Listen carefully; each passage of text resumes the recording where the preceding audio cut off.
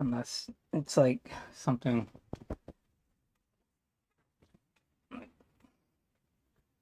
out, like beach or something like that, or weightlifting or something. Something like super, normal, whatever. So getting out, the charge port opens up at 6 o'clock where I want to go. So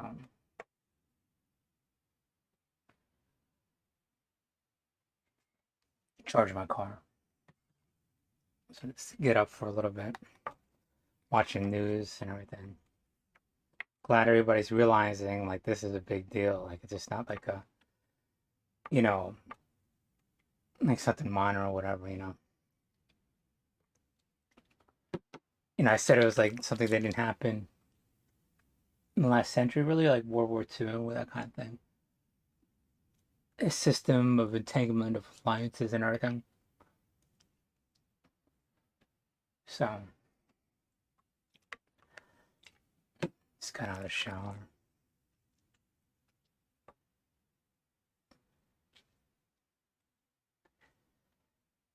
This whole thing, like, why is not different from the rest of the country? It's a de facto another country. I mean, they don't really adhere to a lot of American culture or values. Really.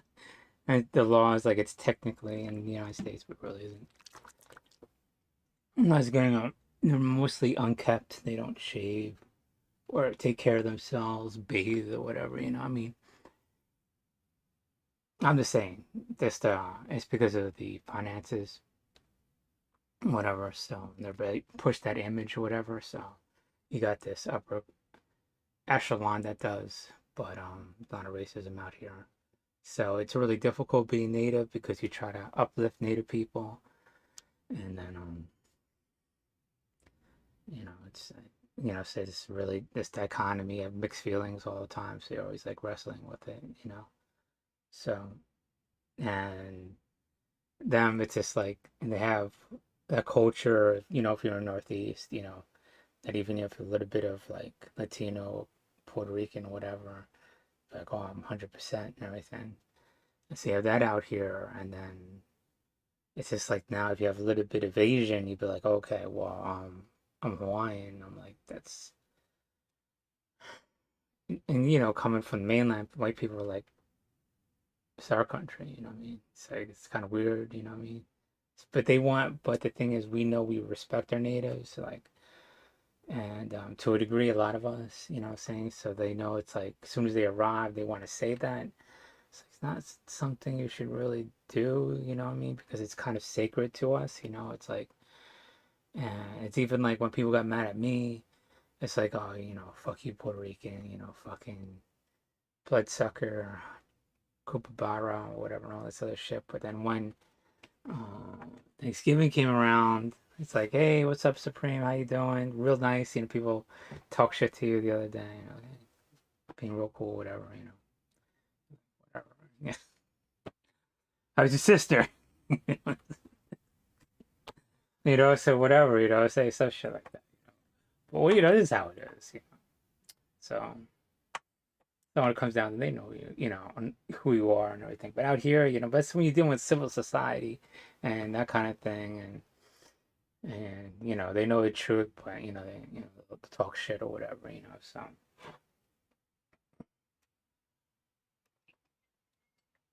but on here, it's just like really going to tell all Filipinos that, like, it's like difficult, but it's just like that's why when I become a real estate agent, I was gonna be like, look, you're normal, come out here. Okay, what I was saying, see that's the homesteads over there. Cool, build the homesteads up. The other people, I don't know, they're just fucking in a cesspool and shit. I don't want to be like counter racism, but technically it probably is if it has elements of that or whatever. But you got to be firm about it. So, but it's the reason why they're unkept is not because I'm trying to be racist. Is my point is because of money.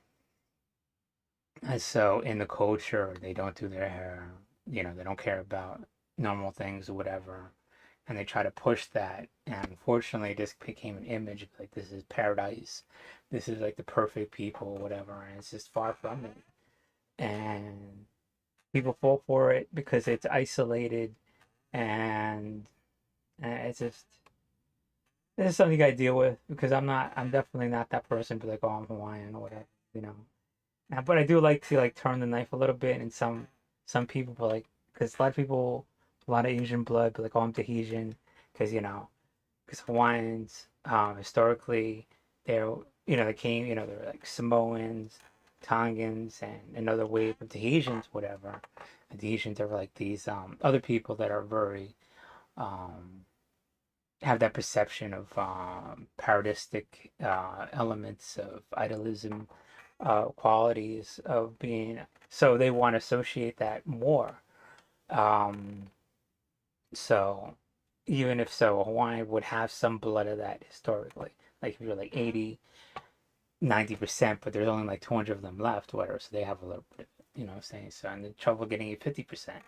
So you have like a lot of like little similar of Hawaiians, like a quarter blood is basically the most you'll get out here, if anything. There's and they'll of course they'll the hustle is I'm half, whatever. That's usually how it is. If you have a little bit, you're half. And but even that, the Tahitic blood would be like minuscule, be nominal, like 1-2% or whatever, right? And that's as someone with a significant amount of Hawaiian blood. But then you got people with this majority of Asian all the time, like, oh, I'm Tahitian, I'm Tahitian. And they're like, that's not what Tahitian looks like. But, because it's like, how is everybody looking, Asian and everything? It's just like, and when you arrive, but that's what the story they constantly tell you, and you're gaslit to that. And you just constantly fed it. And I just don't play into it. I was like, you're not. And people just look at me, I was like, I've been there, I lived there. It's just like, it's not how they behave, talk, look like. I'm sorry. I'm not gonna lie for you. I mean, it's just like I can't. You know what I'm talking about? It's just like it's if you're not honest with yourself about your core self, how can you be honest about other things? Like I can't bullshit anybody. Like what I'm saying. I have to say what I am. What I'm talking about. So I throw it up there, and you have consensus of what that is. I definitely have my own perception of what that is. What I'm talking about. So I mean, it's just like a Texan saying, they're 100% Puerto Rican when the Puerto Rican blood in Texas is like this, all the Puerto Ricans that came into Texas and everything. Me being adopted out of that, so being a Texas Puerto Rican that grew up in Seaside, New Jersey, adopted to a German Italian household. That's just the core of who I can't lie about it. It's just like, it's gonna be honest. Like, my friends come over to see my family. It's like, oh, okay. Hardcore Latino. I guess, so if I need to play that role, I will play that role. I'll play that hustle. But the reality is, it's just like, I'll be talking, and, it's just like, it's just, you just gotta be real with people, man. It's just like, you gotta be cool with your core self, That's my point.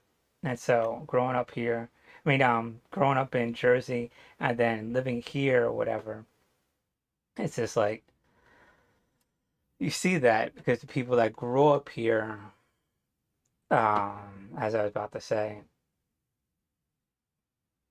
view the world a certain way, and it's kind of infuriating, frustrating, and understandable at the same time that they have these beliefs, but it's not appropriate because they don't know where it comes from. And I know where it comes because I've been people have been all around the country see elements like that. See people, a lot of white people that come over here and settle here are from the Midwest because they've never been to the beach, so they got that white mentality of culture, and that's how they view what Irish is. And I said, no, it's not what Irish is, dude. It's not.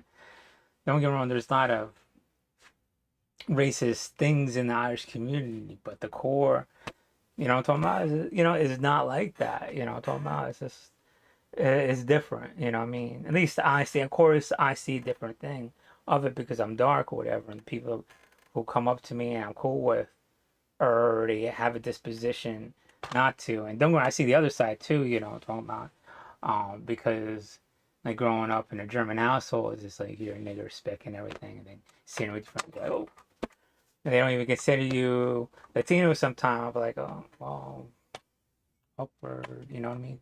So, it's just like, but it's just like the same thing. But then I go off on white people, so it's just like, and they don't think twice about it either. It's just like that weird dynamic. My point is that that's some of the elements of the culture that come out here in the Midwest, and then a diluted form of California, and what those people feel what Puerto Ricans are, and that, what I'm saying? So I'm just like, that's not really what the culture is. And you go to Tahiti and you live down Tahiti, that's not what Tahitian is. And so you know what it is, and it's hard to play into those rules what they think they are because monetarily they're constricted to Hawaii and they can't move out. And you see that what's happening in Ukraine. So the more wealthier class is going to move out of Ukraine. So you got that echelon, be able to be more mobile. And what's going to stay there? And to tell you the truth, what's going to stay there is the people that are going to be willing to fight by and large en masse if you take that at the given population. So people who are able to move are going to move out and people are going to stay there.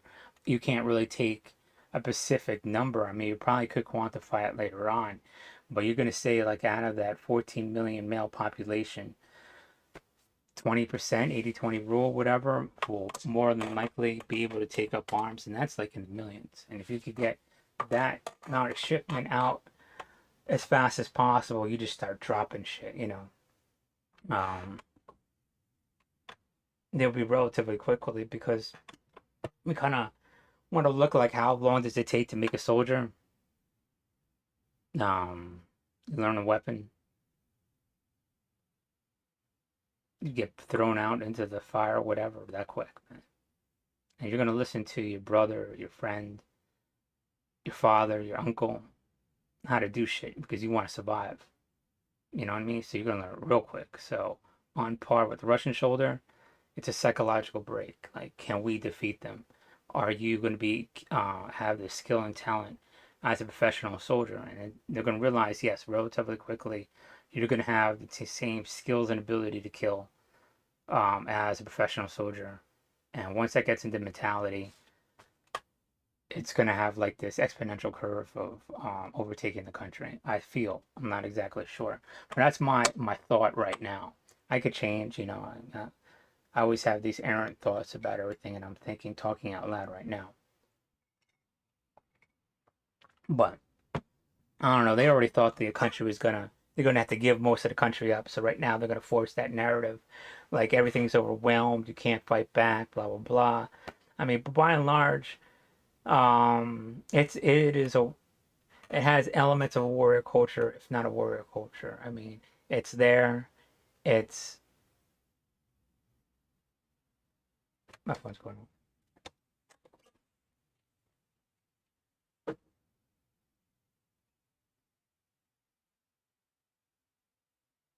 Hello? Hello?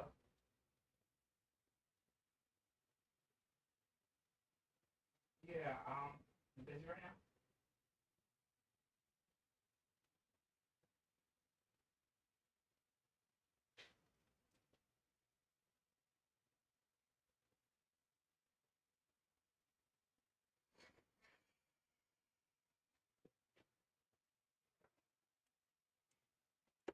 Yeah. Like I said, it's a warrior culture. So we're just not used to it. We're just, like I said, we're just here in America. We just want that perception ourselves.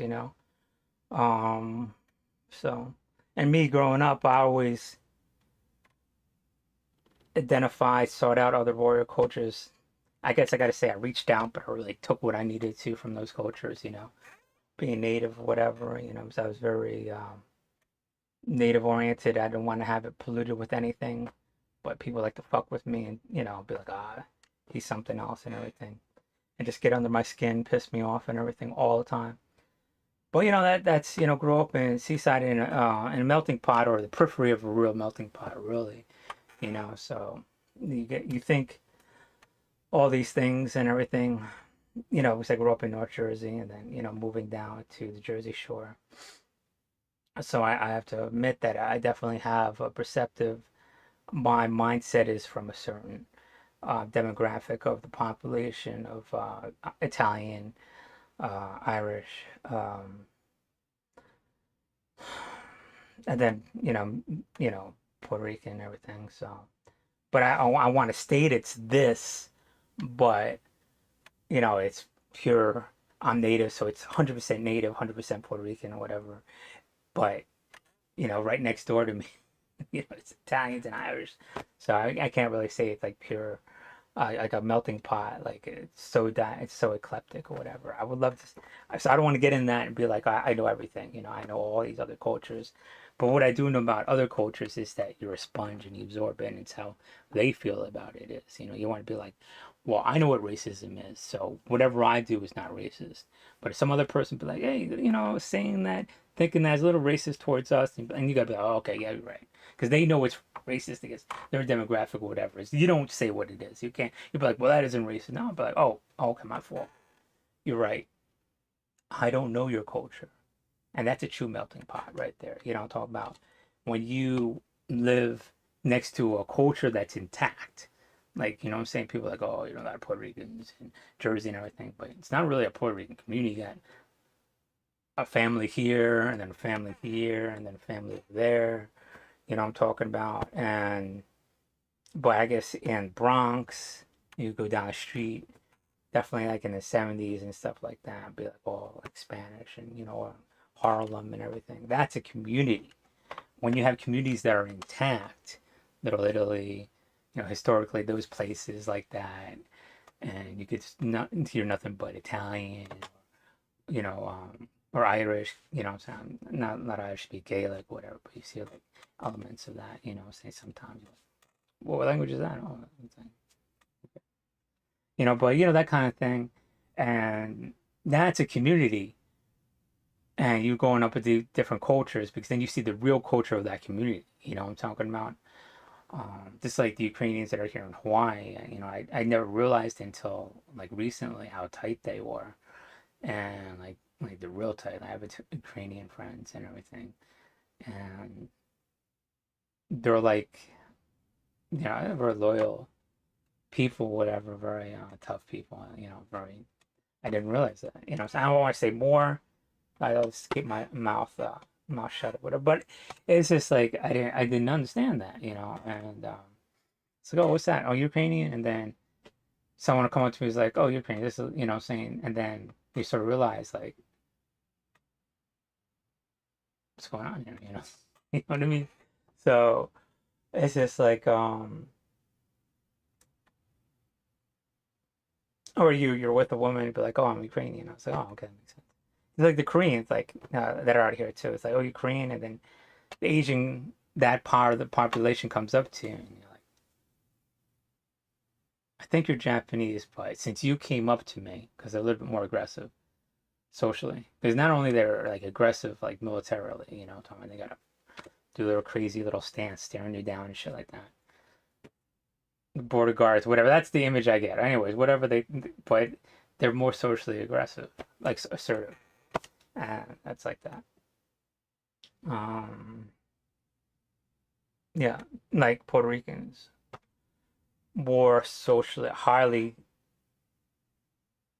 more social, and Colombians, growing up Colombians and everything. So just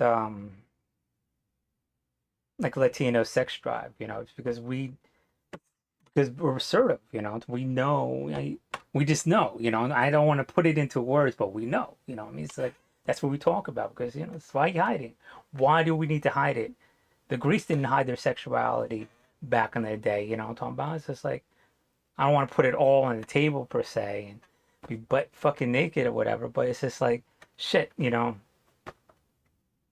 not gonna get. I could get in a whole like dissertation about Latino sexuality and then growing up in Jersey, that aggressiveness because we're all, how people are like, oh, you're from Jersey, you're loud, this, that, and the other. Then at Seaside, what I'm talking about because that was in our life for a weekend or a week or whatever because the people who had money would go down to Florida Cancun, and do the crazy shit down there, you know what I'm talking about? But people didn't have money. People weren't mobile. You know what I mean? Those are the type of people that came down to Seaside in the 90s when there was a dozen cops, when there was only a dozen police officers for hundreds of thousands of people. It's crazy. And then that was before the TV shows. When you saw the TV shows, there's cops everywhere. You know what I'm talking about? So I'll just leave it at that. That's where I grew up, and it wasn't for a weekend. And then I'll tell you another thing. You know, it was highly racist out there. We can't talk about it now, but since 9/11, you see what type of people down in Jersey. It was Irish and Italians basically. And everybody else was just mutts. You know, basically, if you didn't have 100% Italian or Irish, those are the two groups, or whatever. Just a small tight group of Puerto Ricans. You know, what I'm talking about.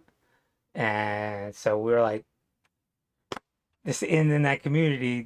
And so we were like these rare people, you know, walking around. You know, so Pocahontas and shit like that. I was like, no, I'm not Pocahontas. You know, it's like the male Pocahontas. So like women, whenever shit happened, like when women would just surround me or whatever, from like adults, because you know I was like 16, 15 and shit like that, small kid or whatever, 120 pounds, 130 pounds, and do the reverse Pocahontas on me. You know what I'm talking about, or whatever it was, whatever the fucking lady that was, whatever. So I was just very lucky, you know. So I don't want to say I was this hardcore person.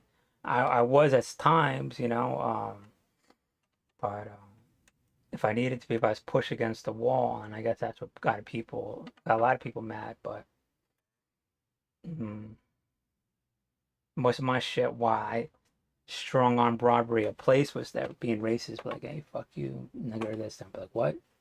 And I'm with my friends, and we just reach over. I was like, you think I'm gonna steal? We're gonna steal, you know.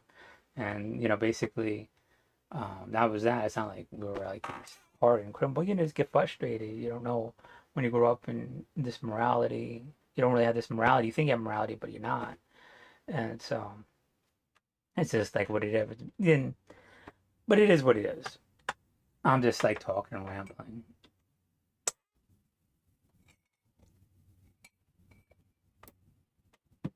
I was gonna get into like sexual abuse and everything, but it's like I arrived down there, and like my sister is younger, and I have other Colombian sister, younger Colombian sister, older Colombian sister, and I went to this boarding school, but I was in my single digits, and I always, you know, I won't say always heard, but I constantly heard, you know, it stays with me to this day of like sexual abuse on my sisters and everything, and I didn't know what it was, but I knew that I didn't want that pain happening on me or whatever, right?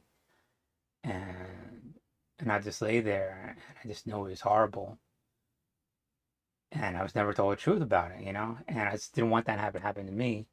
And then when I went to boarding school because they wanted me out of the house any way they could get, and incarceration about these trivial things and everything, and then I come back to Seaside, New Jersey, and I see a lot of white people with those behavior elements of my sisters, and I'm like, and I sort of know what was going on, and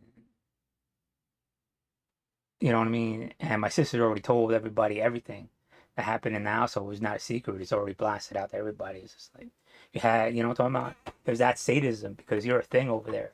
You're dark. You're a nigger. You're a spick. So there was nothing. All that sexual abuse. Everybody in the school knew. The other schools knew. Whatever, you know.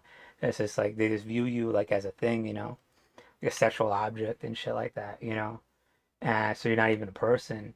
And you think like people don't get wrong, you heard the shit or whatever, and you know, people come up in your face and like that, and everything else like this. And well, you know, one will come up to you be like, yeah, you know, I was raped when I was like 9 or whatever, you know what I mean? So I mean, I was, you know, I'm a man, you know what I'm saying?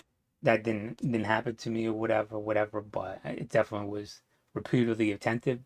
Um, Women, men, whatever, extended family and everything. So from women population really, you know. So but it's just like, you know, you're saying you have these women that come up to you in school, you know, and they're not even, they already know that you are, you know, I'm talking about, they suffer from that.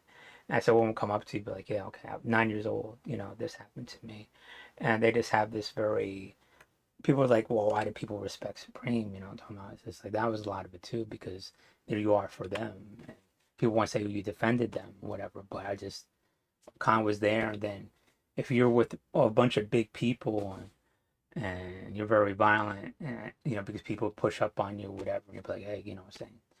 Um, this can't be, you know, talking about it. People defend you of that violence, but like, no, Supreme was right. You deserve to be stabbed or shot or whatever because you're a monster, you know. And but they want to view you as a monster or whatever. But you show up with very big people and go to their house and be like, hey, you know, it's just like this ain't happening anymore or whatever, you know. And you scare the living fuck out of them, and you do that enough times, you know. When we just come up to you, you know, it's just they know that you're that person, and they can rely on to end it, just knowing you, you know, and they can evoke terror in the people at home that do that evil shit to you. And then you realize after a while how many people do that in society, how many white people, what is in white society and what's in every society, it's hidden under there. And it's an epidemic in our culture, and out here it's an epidemic. It's an epidemic in uh, the society because we don't look at it, you know, and we just push it under the rug.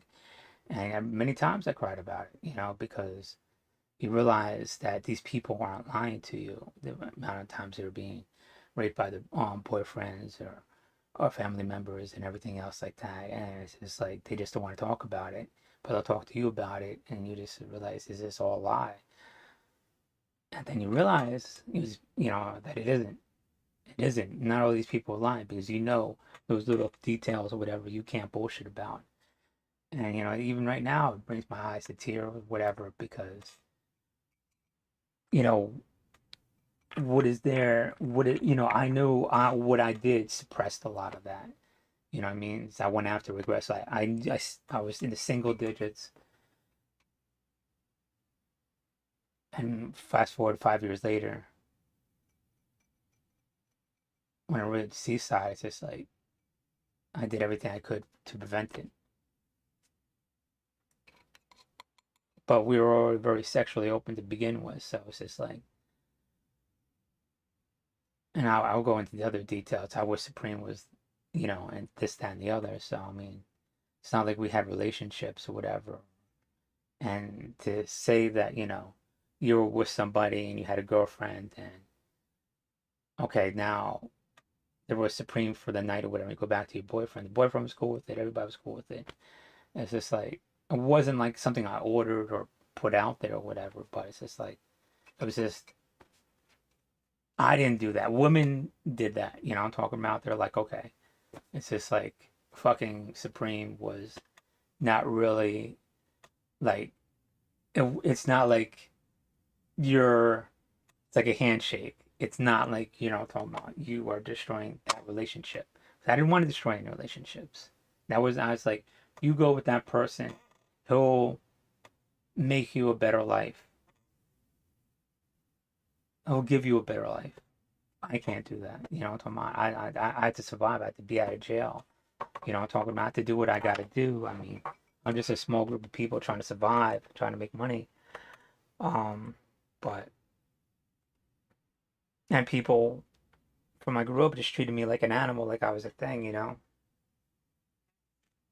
Wouldn't feed me, wouldn't clothe me, you know.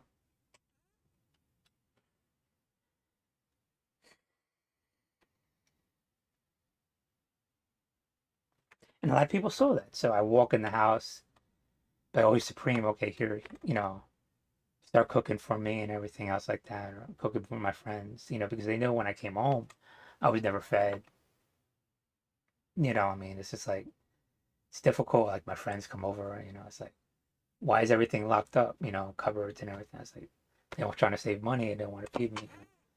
But it's just, you know, it's just, but you know, you can't hide stuff like that. Everybody already knew. And so now I'm in therapy, and I could tell my therapy is like being tagged and pinged or whatever, and it's almost like, well, are you? It's okay. You can put it out there. It's already put out there when I was in Seaside. I'm hiding nothing, so I'll put it out there myself. You're not going to put it there. I'll put it out there. I was in my single digits. It's the only thing I knew when I grew up, and I just hear the screaming now, in my head. I didn't know what it was. I thought it was normal after a while. I mean, just get normally anesthetized to it. And you want to pain me for years later preventing that in Seaside as much as I could, and people respected me for that. It's just like you know that's going on, and it just you have this barrier to prevent it no matter what. So you lift weights, you do everything, you remove everything that's weak out of you and all that is because people are always going to view you as a thing, as a monster, as the worst thing in society. So everything that is even just smallest weak, you have to remove it. And that's why I feel guilty about being so homophobic growing up, because I viewed it as this weakness and everything. But you quickly get over that, I'm talking about because you realize it's always just an image. And then I told people that, I apologize. So it's just like, I'm obviously straight and I never had any kind of homosexual experiences or whatever, but I realized that these people are well connected, and I just realized it's just an image. You're gonna always have this negative um, veneer over you because you're dark. You could fight a billion, you could hundreds of fights I got into, and it's just like still, you're dark. You're a pussy, no matter what you do. You know what I'm talking about? It's just like it's just how they view us. If you're white, then you're honorable and you fight. You know what I'm talking about? And you just sort of realize we just live in a society that quantifies and legitimizes racism. Even in our bureaucracy, we say it's not racist, but it's institutionalized racism. And we say it's not institutionalized. We don't have specific laws against race, but the aspects of institutionalized racism is still there, and it's still institutionalized. And so it's in our bureaucracy to say these people are better than these other peoples, and we adhere to that instead of actually trying to, just talk to people on a base, on a day-to-day basis. We try to be like, well, these people we're up here and they're down there, I'm talking about. And so we don't associate, and we just make so we don't try to better ourselves with these different social classes, just these different people, these different cultures, and we get confined into these groups or whatever, which are basically the same people as us, and then we feel like we're reaching out, or we want to, our society, we say that we are not racist and we're multicultural, so we put out that image that we're that because that's what it's cool in our society, that we know how to deal with every personality, that we know how to deal with every culture, that we have this personality that's so magnetic that everybody loves us, so we put that out that we're not racist. But the reality is it's just a perception that we have to make it look like we could gather more attention from other people. So that's the problem. We don't deal with a lot of people, you know what I'm saying? It's just like dealing with like other white people. They would only deal with certain Latinos or blacks, not the whole population, being Latino, we only sometimes a large part of it. I know all my friends dealt with this like bunch of lower class white people. That's it.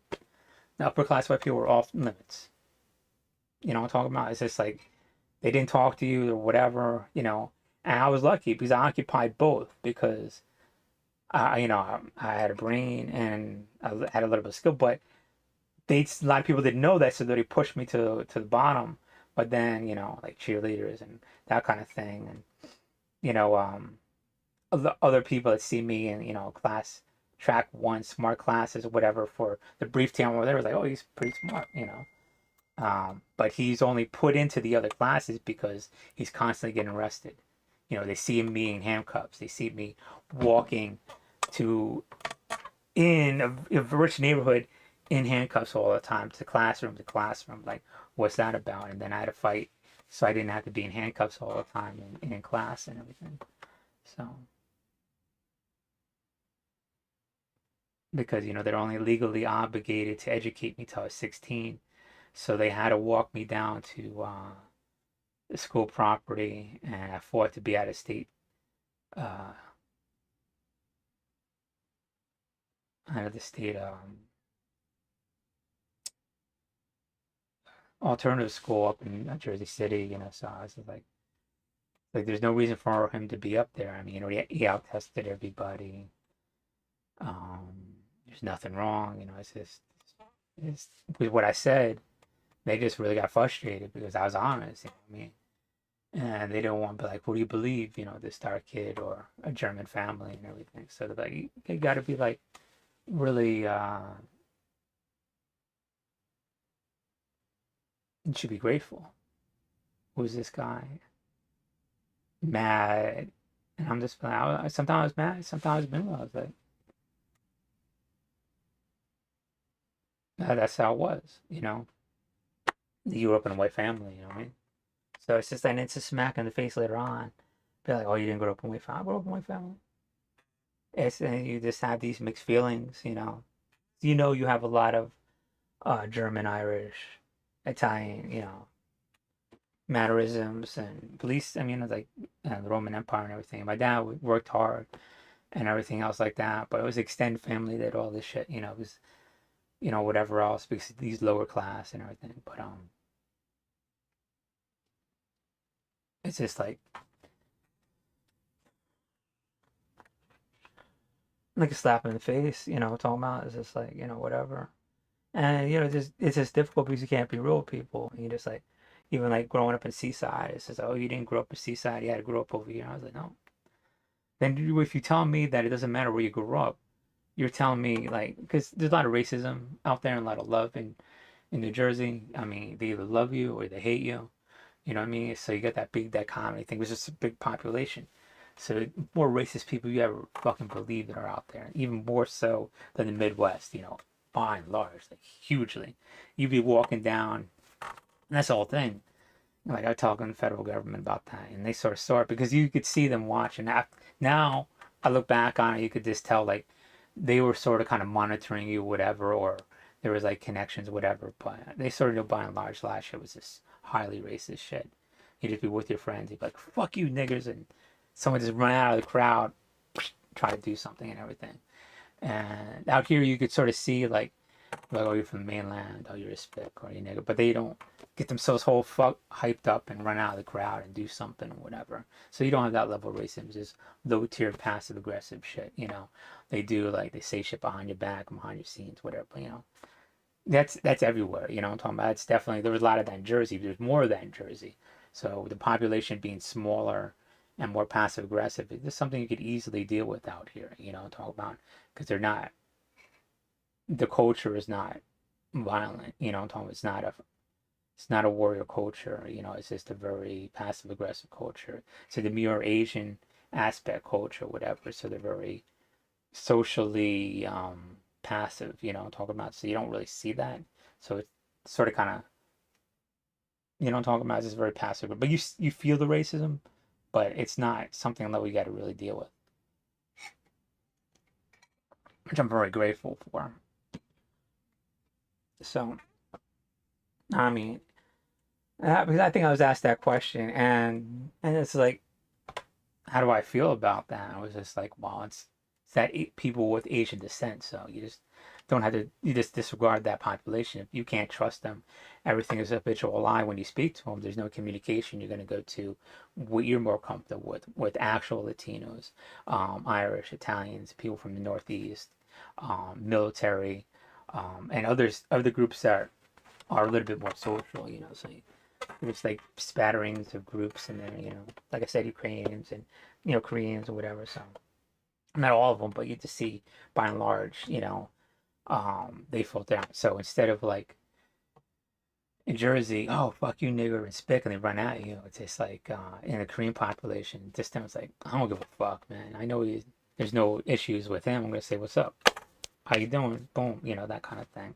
So this is the opposite. You know what I mean? So do I mind it? Yeah, there's a racism here, but the opposite happens because they're like, I've been in mainland. I know what that shit's about. All right, cool. You know what I mean? But I just wish there was more of that because there is no Puerto Rican population out here. It's just like, how it is when you're at home and you're cool, whatever. But, and it's just like rare. I mean, don't get me wrong, it does, but it's just like, it's not really here. You know what I mean? So it's just like the first thing I noticed. I'm like, okay. Well, if you have a Yankees cap on and you have all this New York stuff, you should, that's a bonding thing, you know what I mean? Just like gotta know a little bit of something about it. And living or going there, and then it's not means you're from there, you know what I mean? It's just like you should be able to talk, talk to us, whatever, It's just like whatever, you know what I mean? I mean, for real, and I was always laid back. I mean, it's just this how I was growing up. I mean, I was very approachable, you know what I mean? So it's just like, and that's how you gotta be, have people come up to you. It's like, who am I gonna intimidate being 125 pounds, 130 pounds? Come on. You know what I mean? It's just like the exact opposite. It's like when Supreme got mad, like, why the fuck is Supreme mad? It's like that, everybody would just be like, everybody would get up and go. And that's what people remember though, was when I got irate. You know what I mean? So it's just like, but I don't know. That's how society works. They look at you as the worst, not the majority of who you are. And talking about stuff.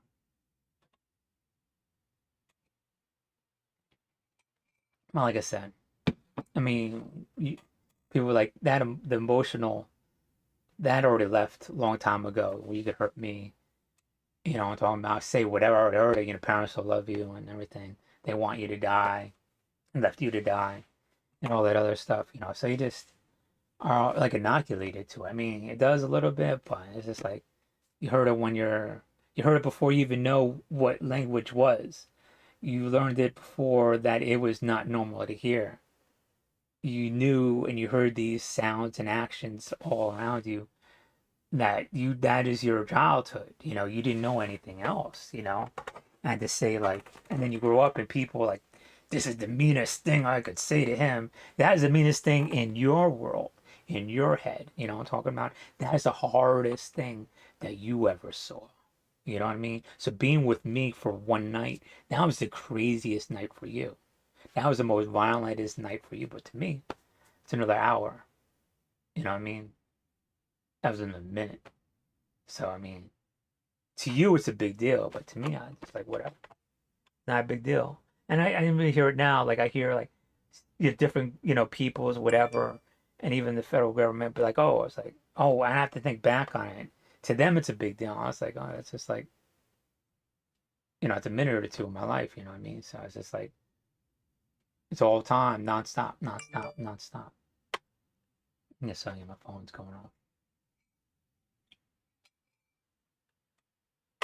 And so it's just like whatever.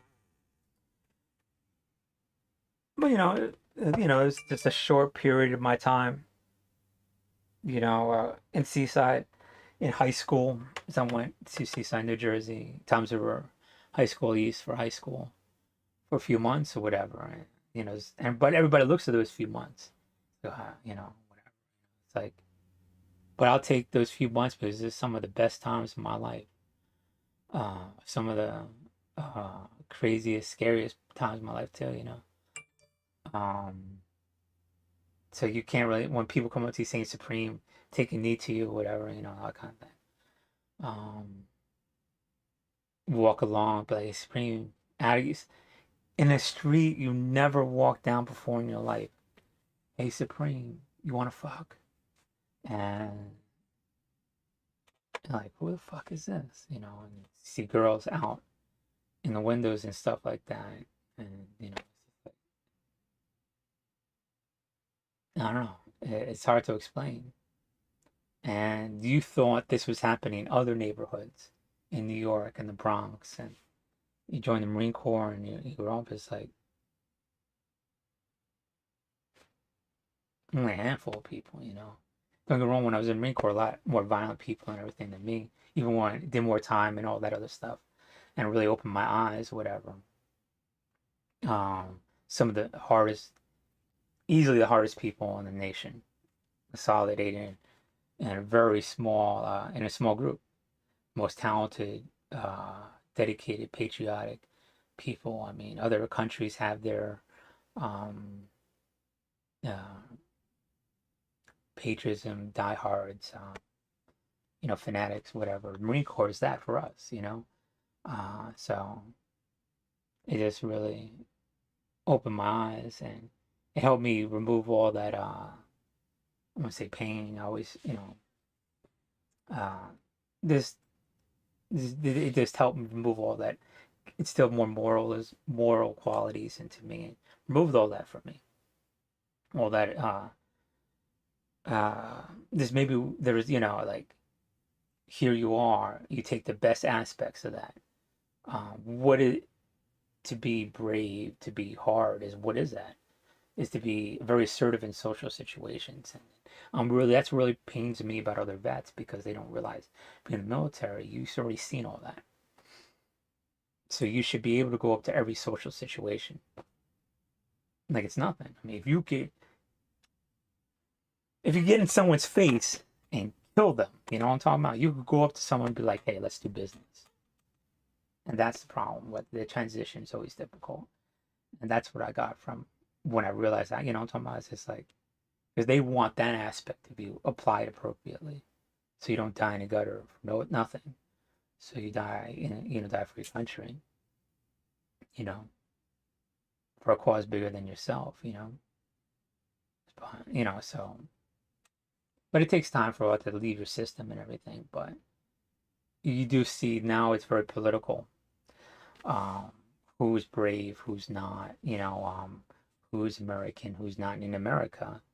And so now that I'm in therapy or whatever, I sort of brought it up. It took the therapist back or whatever. I was like, yeah, it's not. It's just like, why would It's to other people would be viewed, and it's information they could utilize and whatever, but it's not to some people. But it's a filter. If you come up to me and not like me, then I know there's something wrong with you. You know what I mean? You can't handle that. You don't want to deal with those personalities, because the fact of the matter is, it happens so much in society.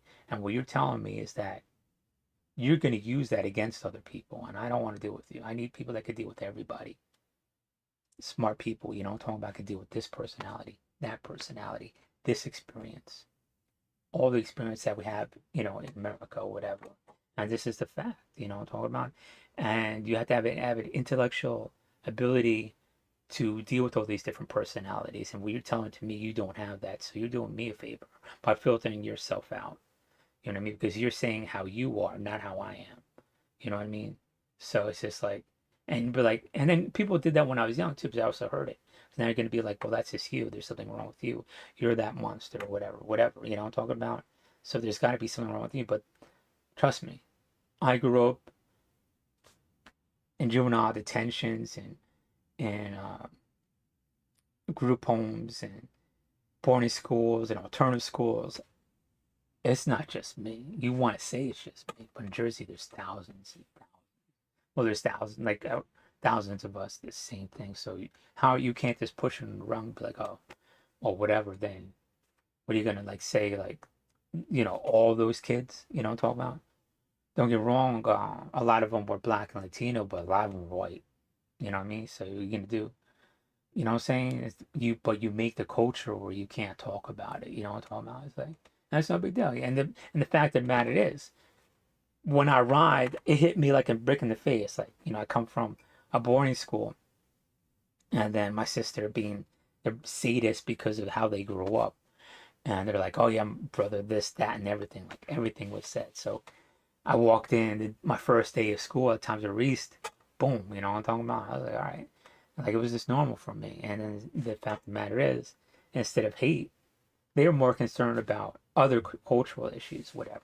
But on the Pacific, sexual stuff, it's just like very compassionate. Even other people, like Irish and Italians, it's like, it was just like, it was just something, there was just a little bit of honor. Like, you got really racist, but it's kind of been honorable. You just don't touch certain things or whatever. I mean, you did, but you didn't. You know what I mean?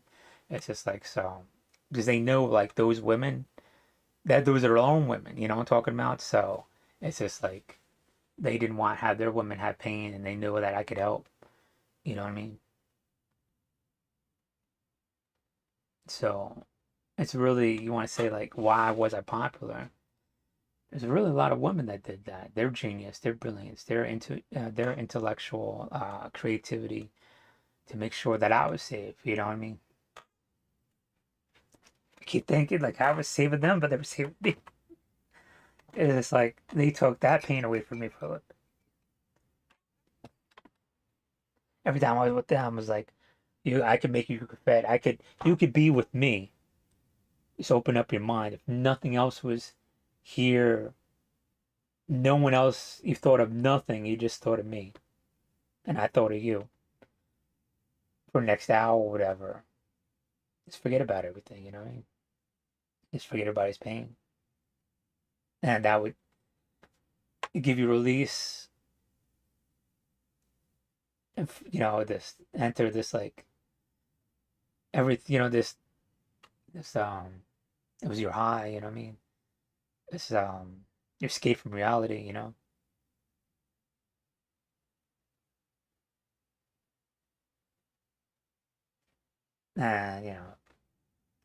and if you're and then from there try to get those people that did that come to the house, see, they get jealous, whatever, those people, so, and then word gets out, but like, I talk to Supreme, you don't do this. And so you know that image of you, you're a monster or whatever, you're 10 feet tall, you shoot fireballs at your ass, and that was used to scare, intimidate, so those women would not be touched, and you're okay with that. And but you already know that no matter what you do, you already have a negative negative facade to you, whatever, so it's already something you can't help. But that also protects you too, because then people won't fuck with you. But at the core, you got to be tough, you know what I mean? So unfortunately, people use just that facade or whatever, but it's a house of cards. At the core, you got to do what you got to do sometimes. And I was always pushed up against, mostly, for whatever reason, racism and everything. So you have all these different things, up in the air and this matrix circling and everything. So you occupy all these different spaces. So you want to hate me, you know what I mean? But I'm being honest, I'm talking about. So it's just like, look at the people who came after me. They were on America's Most Wanted, and you could probably talk to the FBI how sadistic they were. But since I was violent and bloody with them, you want to view me as like I'm fucked up. They were fucked up to their own people, their own Italian and Irish, where they turned them in. So those are the people, that were just highly fucked up and psycho and crazy and everything. Want to look at me. And so you'd be like, oh, we beat, there's nothing to beat. There is, I'm talking about, I joined the Marine Corps. I'm talking about, it's like that whole, I was out of that environment. I had the best times and worst times of my life, in Seaside, New Jersey. So it's just like, and so you think I won't talk about it? I will talk. It's not a big deal. It's just like I can't get in trouble for those armed robberies and all those other things. The statute of limitations are gone. I spoke to the federal government. They erased everything if I served in the military, whatever. So morally, I don't have to worry about it, because I already made, I already spoke to them, whatever. It's already, not erased. It's there. You could open it up. I don't mind. You could see everything. You'll see the same thing, So it's just like, um, it's not erased. It's right there. And people have access to it, and I know they have access to it. Um, but it's just like, I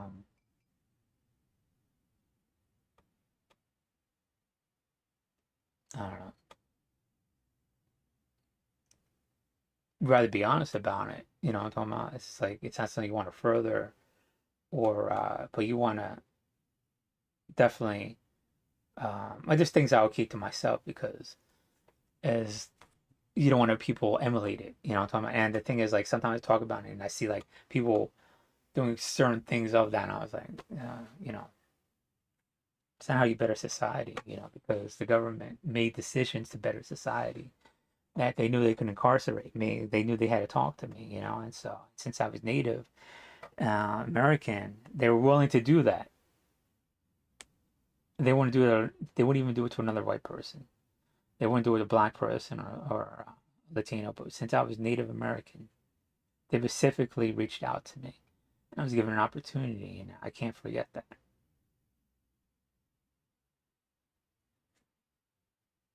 So it's just like I said I would leave all that behind, and I left it all behind. And there was nothing really to leave behind. There was really nothing there other than more pain and racism and people knowing that you did something aggressively and violent. So you bring in more, so even more aggressive, violent people, came after you, and it's just like this crescendo of everything.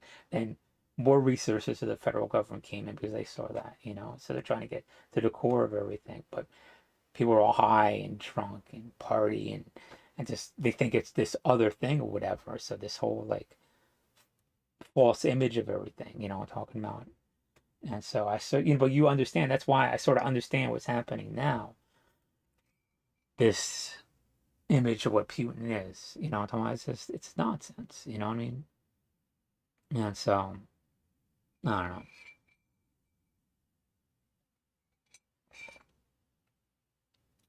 But enough about me. At 6 o'clock, I could charge my car. Head back to the gym. I haven't been gym like it's 6 months.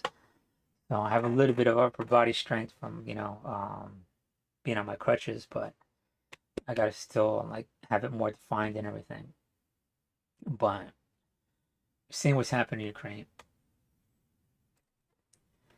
and now Russia's gonna make this psychological play, and you could tell because they already know they had to give up territory, and now they're gonna be like, well, try to convince 14 million people not to fight, and they'll be like, they're gonna say resistance is futile. We're the we're better than you. I'm talking about. It's just like there's no way you can beat us. We're Russians. You're Ukrainians. You're below us. So don't even fight. Look at our pillars and your shoulders. No way you could take us down and beat us. You know what I mean? They're gonna try to make that role and like try to play those psychological games on them. Be like, you're defeated. You can't fight. There's nothing you could do. Whatever. And unfortunately, we're not evolved enough to realize that's what causes people to fight. You push people into a corner or whatever and be like, hey, there's nothing you could do. The only way you could survive and have a good life and your family and your people is to go through you and destroy you. You know what I mean? And so it's just like you have this almost this cyclical thing and you got to interrupt it or whatever. And so, and I grew up with that, I'm talking about with that pain and hearing that. And it's just like, you got to be this moronic person. You got to be whatever that can't, be anything more. And so hearing that, when I was 11 and 12, being in therapy and everything, and they used it as a reason to not like you. Anyways, he's already a spick. He was already a nigger or whatever. Here's another thing we could use. And so you just get it into your mentality to make sure that never happens to anybody. Because here they're looking at you, it's like you had all that happened. And now here he is just basically a monster or whatever, talking about, or, soon to be monster and everything. And so instead of now, we could blame all those white people and go after all those white people. All those resources were brought onto me, whatever, and be like, saying, here's this 10-year-old kid and everything. And so what made that happen to me is inoculated me to that my behavior was just expunged, anything sexual, whatever, It's like, I know what you're about. You could sit across from my table, but I know, give or take, percentage wise, that happens in your family. So don't you come at me like you're more moral minded than me. You know what I'm talking about? So you know what I'm talking about? So it's just like really infuriating. People will try to play mind games with you or whatever, growing up. And I guess people got mad because you're a little bit, more intellectually acute than the average person. I'm not going to say, genius or whatever, self-described genius or whatever, or anything like that. But you get humbled a lot by a lot of people, a lot of brilliant people out there. But it's just like you sit there at a very young age and they're like, well, people who've been through that will do that and whatever, same thing. I was like, well, I'm going to be that person that prevents it in everybody, I'm talking about. And he's like on the self, like this crusade to stop it, And you get all these little crusades, it's like religion is bullshit, stop, you gotta be above religion, you gotta be a good person, and all these other things,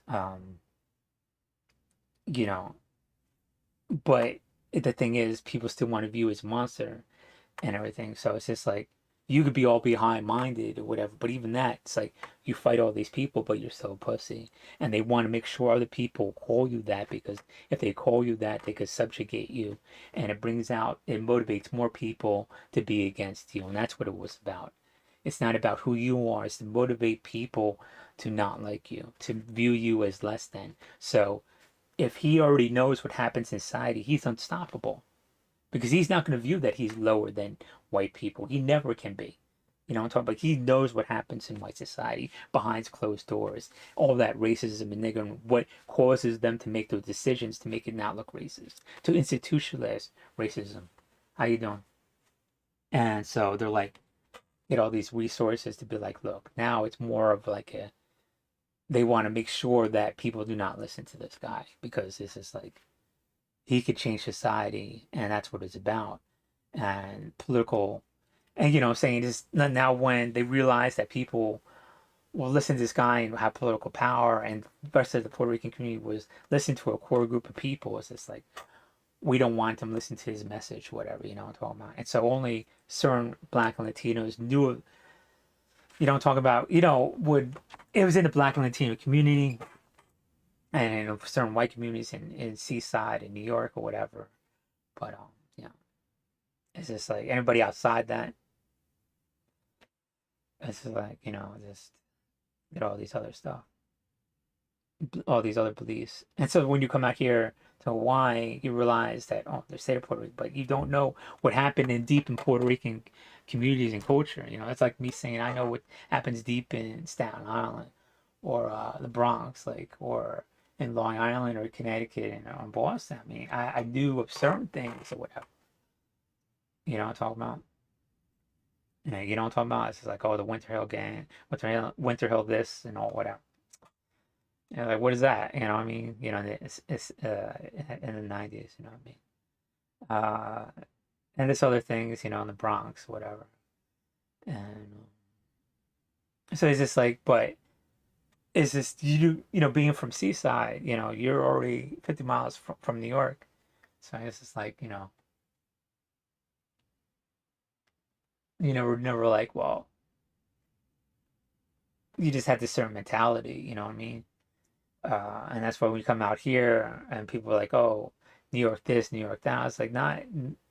It's like no one controls New York, man. You can't think for all of New York. You know what I mean? It's just like know your own people. Your own group. Saying your own neighborhood or whatever. I'm not saying like a gang or whatever, but I know my group of Puerto Ricans definitely thought a certain way. I'm talking about, um, because of the environment they grew up and this group thought this way. In this part of Seaside, this group thought that way, and to say we all think the same way, it's just like, it's just kind of frustrating because it doesn't build bonds after a while. And so it's just like,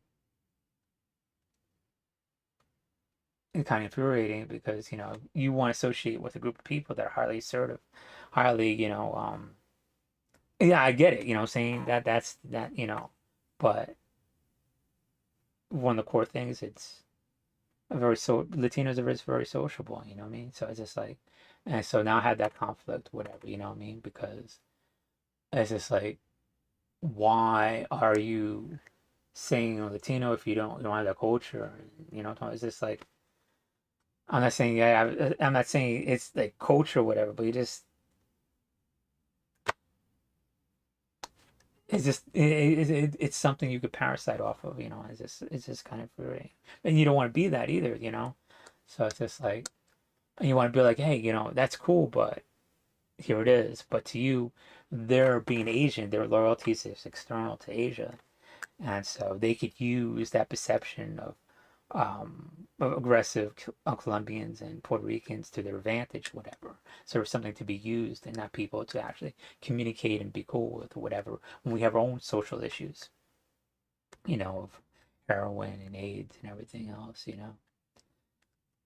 violence and gangs and everything. So it's just like, if you care, if you're that, you want to resolve those core issues. You don't want to use those elements of society really are for your core self of Asia. I'm talking about, you want to further Asian people.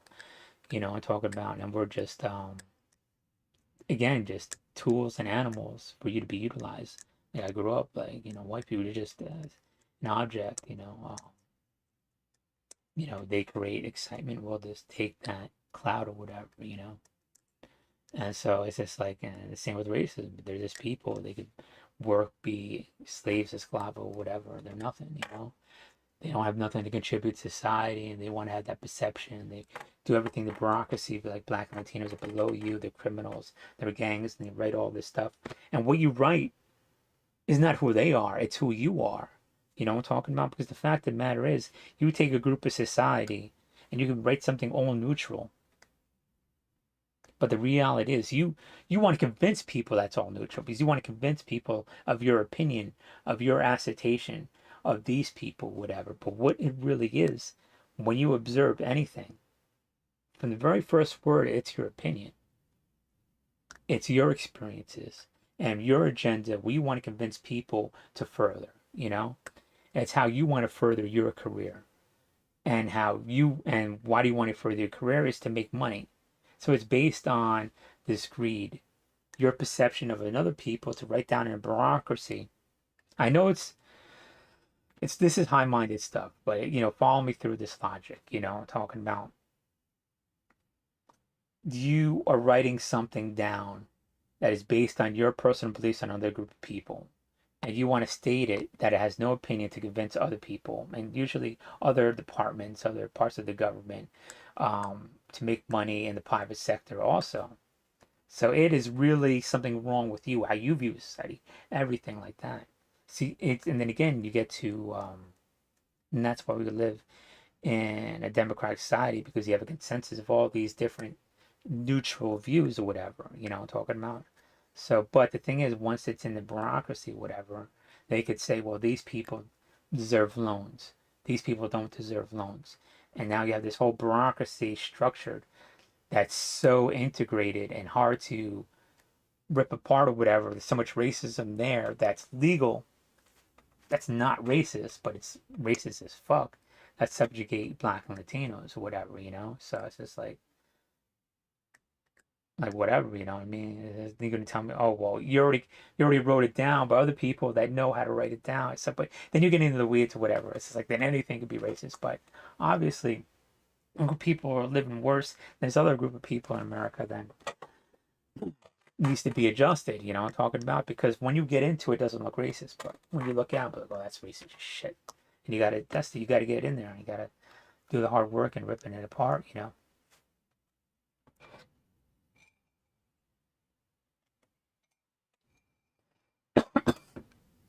But anyways,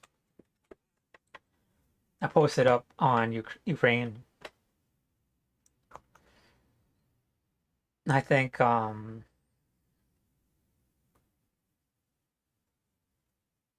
want to say a few things. They're gonna play with psychological bullshit, like you're collapsed. They already know large parts of the country is gonna be like that, but you're gonna be given up territory to consolidate, where you could fight. But being spread out with 100,000, 250,000 people on a population of, what is it, 25 million? And Russia only having a population of about 120. So you have about a quarter of the population in Russia. They don't have a nonstop pool to pull soldiers from, I'm talking about. So it's going to dwindle in manpower or whatever, quickly. And the war chest is going to dwindle quickly, because they can't replace. I see planes being shot down. Every time they shoot down a plane that's this amount of millions of dollars gone, up in smoke, whatever. How long does it take to make a plane? I don't know. But if you're shooting them down every couple hours, which is happening, I'm talking about. So they got to put in more shit that could take down expensive equipment like that. And tell you the truth, how are they moving around is in these trucks, so they're mobile. highly mobile people. Not mobile people. They're a mobile army, whatever. So you got to slow. How are you going to slow? You literally got to slow. You got to make them walk. So you got to take out those trucks, and they're not armored or whatever. So an average citizen could take out a truck. They could slash a tire. They could take a wrench, rip off, whatever. So they just keep slowing down or whatever. You don't repair them. They're gonna try to make you repair their war machine. Don't even go near it. I'm talking about is just like whatever you could do, just keep making them walk. It's those trucks and those other vehicles that are making the war machine move or whatever. And then once you make them walk, then it's just one soldier one on one, and then you just have the whole population. And the population, is like I said, it's a warrior culture, man. It's like a lot of them know what they're doing, and they're gonna learn how to be a soldier super quick, man. So I don't really see this occupation or the fight. You know what I'm saying? It's just like, and they already know they're gonna get consolidated in one part of the Ukraine, and I'm so early on, and I don't want to predict anything, and I don't want to like, jostle Putin or whatever, but this shit is not over far. You know what I'm saying? It's just like it is. You're just motivating people to fight right now. That's what is happening. I mean, that's my thinking. Because the thing is, like, if you already have a warrior culture, when shit happens to them, they get slapped upside the head and be like, "Oh, we got to do something." You know what I'm talking about? It's like nobody wants to go out there and risk their fucking life. I'm talking about for nothing. I'm talking about. But you give someone a reason, they're gonna do that. You know what I mean? So, and if he does a senseless war, and he's already saying, "Well, you're Nazis, and I got to purge you," like Stalin did in the 30s and shit like that, and what Hitler did, it's like fuck that shit. I'm gonna have like we're already being bombed. They're already saying, "Yeah, I'm here to save you. I'm killing your people." Then what I'm saying? It's just like the logic is not gonna hold. That I'm there. I'm talking about to make your lives better. I'm destroying you, your family, and everything. It's just like it doesn't make sense to me. So you're going to see a large population being armed or whatever and fight back. And the reality is just like, I could see them being overwhelmed relatively soon. That's my belief. I know I'm in the few to state that, but maybe I see things other people don't see, and maybe I'm an outlier or whatever, but people are like, oh, they're overwhelmed. I mean, I don't think so. I mean, yes and no, but it's just like, we already know certain things were going to happen. And those things are, it's just like, so it's just, how can I put this? I don't want to state something that endangers people. You know what I'm talking about? So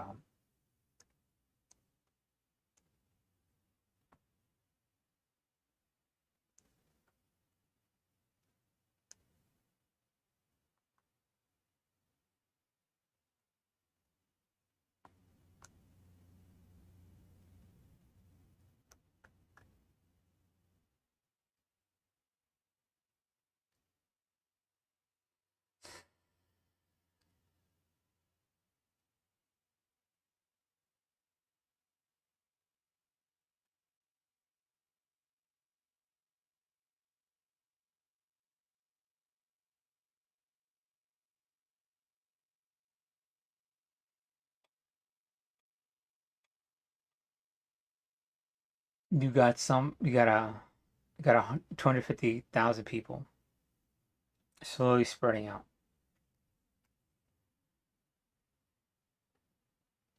taking a country that's not fully mobilized by surprise. And then you're going to say, like, we beat them. And, like the military and everything. But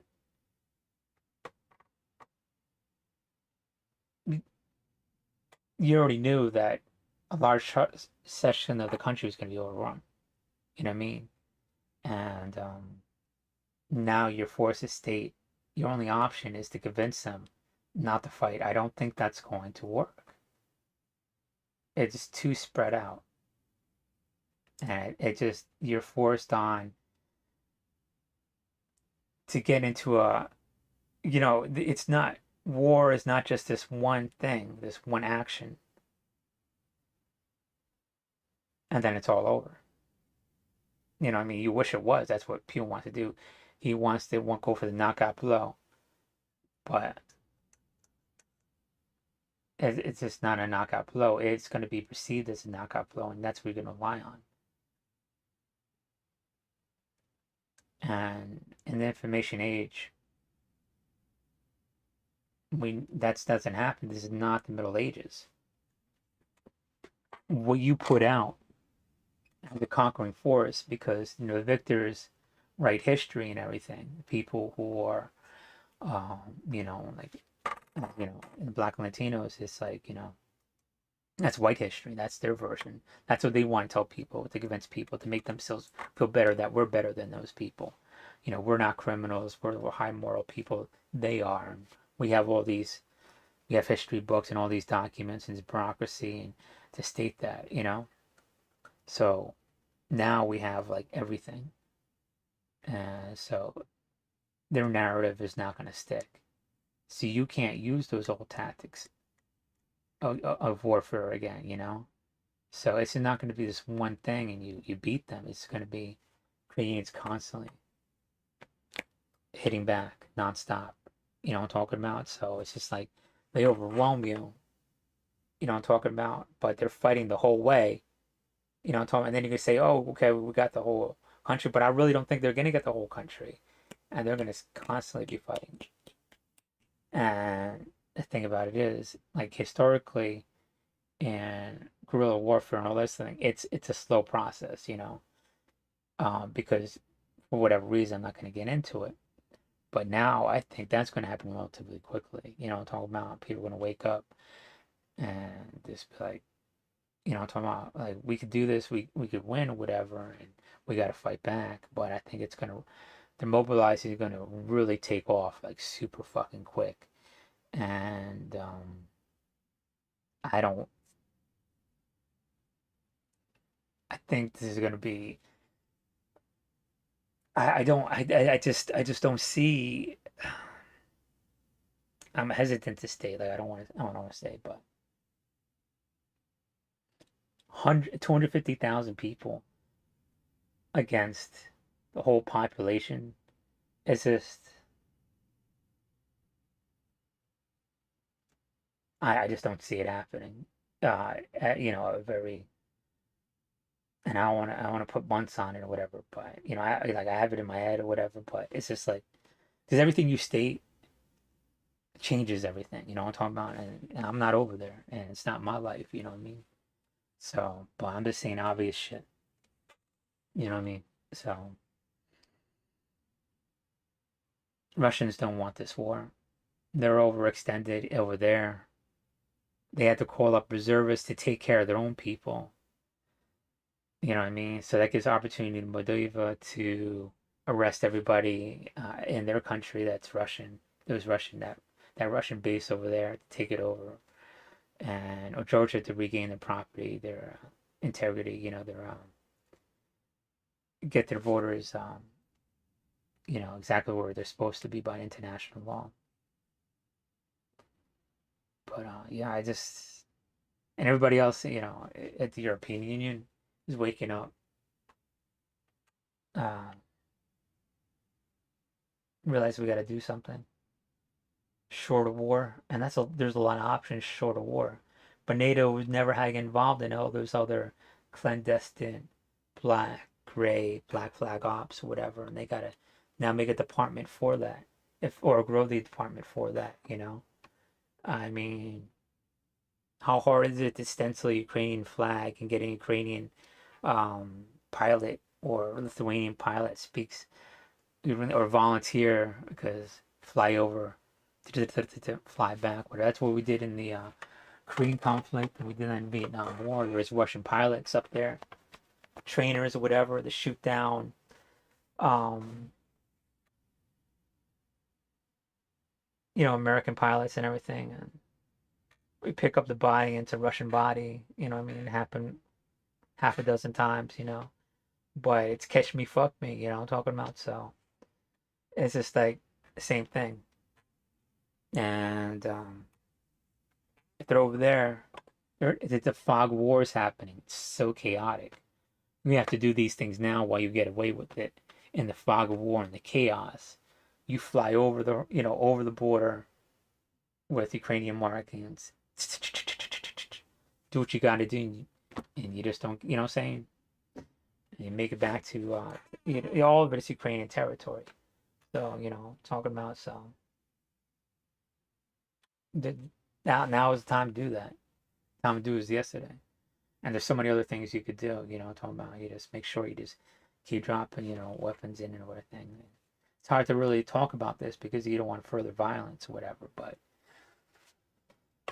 the best thing to do is to make it end as quickly as possible, to end this thing as fast as possible, but you don't want to get in that mentality. It's like it's all going to be over quick. It isn't. Not unless you make it for them and you fight to make it over as quick as possible. Because to tell you the truth, the quicker this ends, the less will be destroyed. You know what I mean? So you got to be aggressive now. So there's less material there. You know what I'm talking about? Oh, it'll be harder later on. It's going to be harder and harder later on. I'm talking about while in the fog of war and all the confusion, every gray, black, whatever the fuck you got from NATO and everything else needs to be happening now. You know what I mean?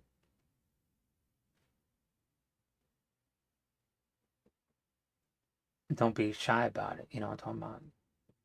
I mean, you just can't. I mean, it's just like you can't be timid by it. It's happening. It's not like, well, it's escalated. It's already there. You know what I'm talking about? If you don't do anything, it will escalate. You know what I'm saying? So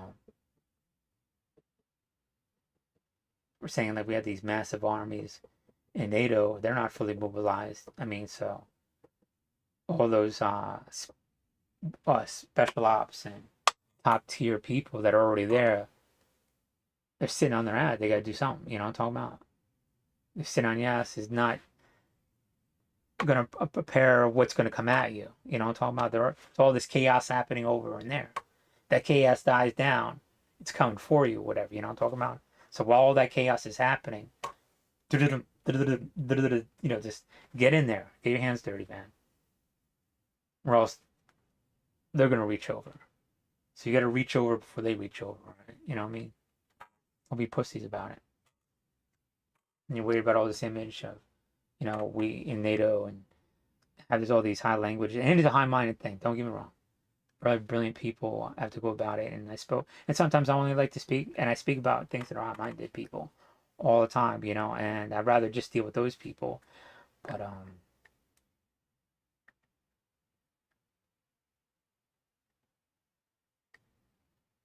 something needs to be done. You know what I mean? It's just there's no way. You know what I mean?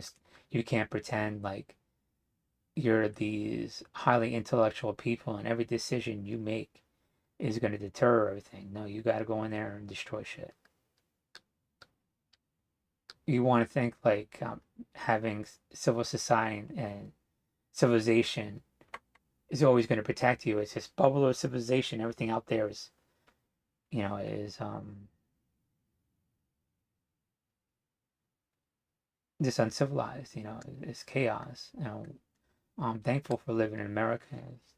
The city is up on a hill and everything. And I get to talk about racism. I get to talk about my little things that happen tragically in my life and everything, or whatever, I have that luxury, of that, of, whatever, complaining and whatever, and using the government and bureaucracy for my benefit too, you know what I mean? So I keep talking about it's always against me, whatever, but I have that luxury. Everything out there is like chaos, but that's not going to prevent us thinking we're better than filing all these paperwork and treaties and all that other stuff. They're going to throw it all out and use it against you. They're going to take it and roll it up and beat you over the head. You know what I'm talking about? It's like me. It's like we have all this paperwork on you, whatever. Convince you convince other people you're a pussy, whatever. So because we want you to be that, we want to be better than you, whatever. I would really roll it up. You know what I'm talking about? And they pose a threat. I'll beat them over the head. You know what I'm talking about? But the fact of the matter is, they just want to be passive aggressive and write all this paperwork on you so they can convince other people not to like you. And you can't use this. And the thing about it is, you can't use the structure of NATO and this whole treaty organization as it's going to deter violence. What's going to deter violence? I mean, what is going to stop violence is other violence. And that's the end result. You know, I'm talking about you got to do all those other things. Don't get me wrong, because it does deter violence or whatever. But if violence is already happening, if you're already getting beat over the head, you got to do something. You know what I mean? It's just like the problem with violence, simple brutality works. And people will look at those violent people and respect them because that gets power. So other people are looking at this dictator as being violent, and it's just simple brutality, and they give him this imagery of being smart and a genius and a conqueror or whatever. But it's just simple brutality, and it's effective, unfortunately, no matter how brilliant you are. And you have to be violent back. So you could try to outthink it, try to be with this group of people, that group of people, and have them all work for you, whatever, so they don't come after you, but it's always someone out of the crowd piping themselves up. Fuck you, nigger spick. And come right at you, you know what I mean? And that's what's happening. You know what I'm saying? You do all the right things, and someone's coming right out of the crowd, Russia's coming right out. He don't give a fuck. You can't talk him down. There's nothing you could say the magical phrase.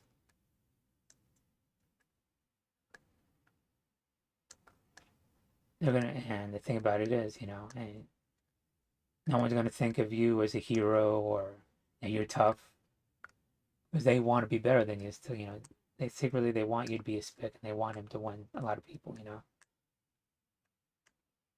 And the only way to handle that is, you know, is to fight back. I mean, it's like there's no way you can't talk. There's no talking to that person. There's not. He needs to be removed from power. Nothing what you do is gonna change his mind, man. And gotta make it democracy. It's the end result. That's the only way. So all those other stuff below war needs to have happen, and you got to move them from the Security Council. It's ridiculous because you can use that and weaponize that, obviously. You know what I'm talking about. So NATO needs to wake up. Militarily, right below everything below war, you need to do whatever that is. Not my business. I don't want to know. I know certain things peripherally enough to get people in trouble and killed. So I'll leave it to those people, you know what I mean? But I know that you got to get involved more so and aggressively and violently involved as much as possible. Um, through proxies, security forces, through non-NATO nations, outright just go count, put them in there. You know what I mean? And they need to be in there now. Get this shit over and done with as quick as possible.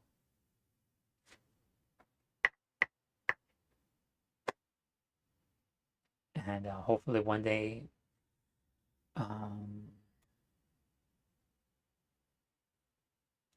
realize that there's going to be people that use simple brutality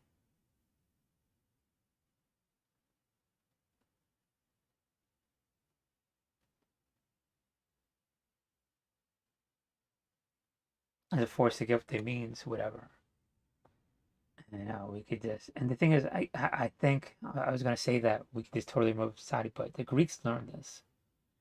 There's Greek names for the stuff he's doing, demagoguery, and there was Athens was a very strong democracy.